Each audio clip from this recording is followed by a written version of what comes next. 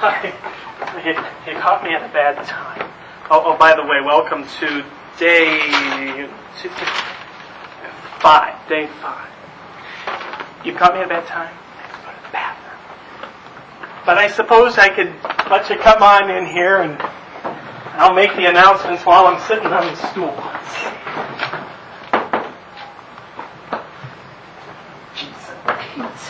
All right. Let these guys hold it here. Okay. Friday, May the 14th, 9 a.m., we've arrived at the bus, which is a good time compared to yesterday because it was 6:30 when we got on that flippin' bus. 9 a.m., we arrive at the bus. 9:30 a.m., we depart from Main Street United Methodist Church. Hey, sounds like somebody's got business done. James can go to the bathroom. Okay. And we're waiting. All right. Well, 10:45 a.m., we arrive at Boston. Cheer Boston. Great. Now, be listening closely. Okay? 2:45, we have to be back at our hotel so that we can unload and check in. All right? So make sure you do that. So keep that in mind. Unless plans change, in which we'll let you know. 3 p.m., we check into the hotel. So 2:45 be there, 3 p.m. then. All right? All right, that's it. I'm taking matters in my own hands.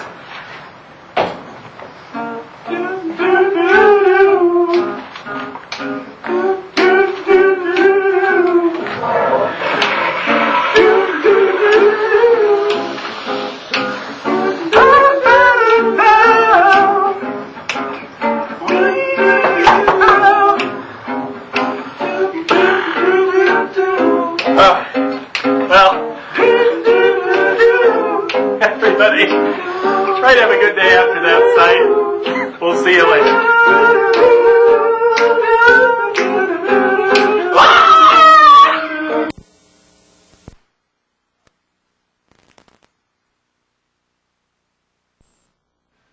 And on the 5th day, we bring to you a series of interviews by members of the faculty about the glorious city of Boston.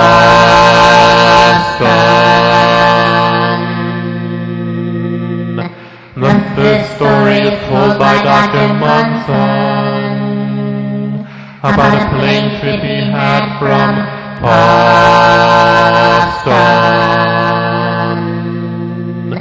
The second story is told by Dr. Dooley about the dairy days in Boston. This is followed by an interview with Dr. Barbara Lockeye Zimmerman about the time she spent in Boston.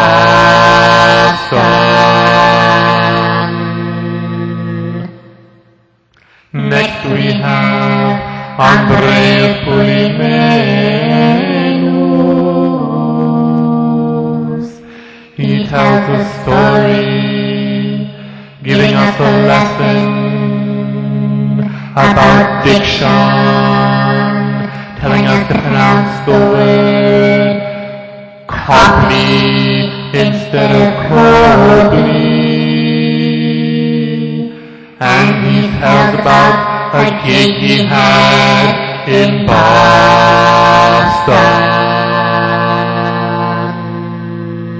The final story is told by Dr. Monson. It is a story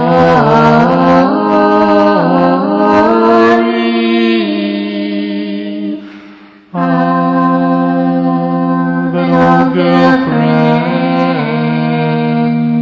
from Boston.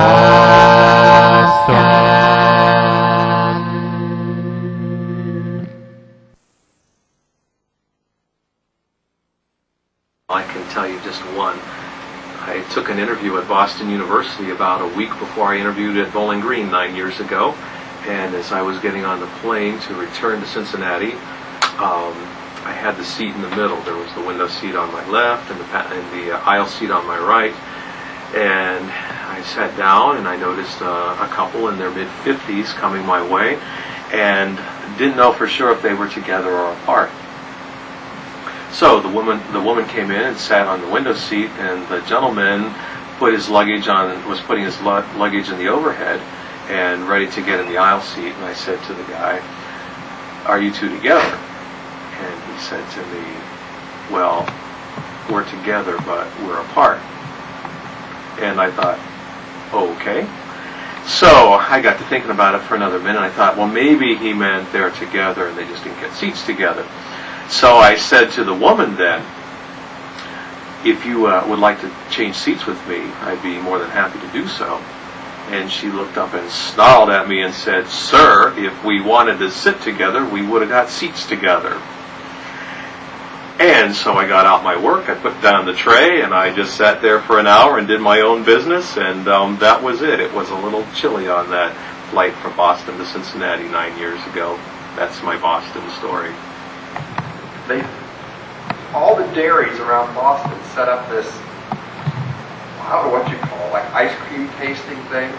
And then this truck pulled up, and there was this cow in it, and they got this cow out, and they staked her out in the middle of Boston Common with a cow chain and a steel pipe, like people used to stake their cows out years ago. And then all of a sudden, this whole raft of school buses pulls up, and all these kids get out and make a circle around this cow, and this guy comes over and talks about the cow. I'm trying to think if it had a calf with it. I think it did. They kept the calf penned up separately, and it bawled constantly. And so this guy milks this cow for these kids and has them try to do it. And then I started thinking about it. Well, kids in Boston, in the suburbs, they probably think milk comes out of the back room of the supermarket, But then you paid $4, and it went to a charity, and these kids all went to these tents they set up where they had all this ice cream from all these dairies. Are you filming this? This will be hilarious. and so I thought, well, I'll go to it. Everybody that was going through, and you paid $4, and you went in these tents and you ate samples of this ice cream as much as you wanted. And when I came out of there, it was just, I'd eaten so much ice cream that I was like dizzy from it, just all the sugar, and it was kind of unbelievable. So my friend said, "Well, what did you do today?" I said, I got drunk on ice cream, I guess. But it was amazing, because these kids were like, they'd never seen a cow, or never seen a cow being milked. They were amazed. So I felt like, wow. Well, see, there's something to watch, I guess. You never know what you might find in the music building.